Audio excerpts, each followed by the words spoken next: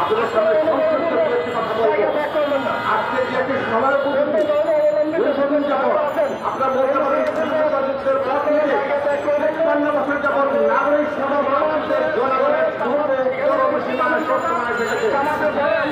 এই নাগরিক সভার প্রার্থীদের জনগণের দুর্ভোগের কথা চিন্তা করে নাগরিক সভায় যে সময় বুঝে একটি সভা আয়োজন করেছে, এই সভার মাধ্যমে সরকার এবং দেশবাসী সকলের দিকটি আকর্ষণ করে বলতে চাই, আমরা নাগরিক সভা প্রার্থীদের কোন গণতান্ত্রিক শিকার হতে চাই না।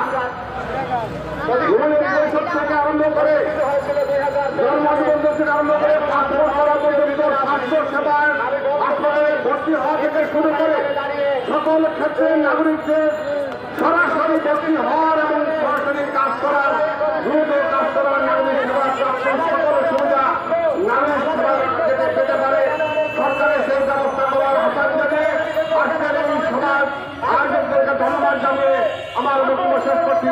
ধন্যবাদ সকলকে।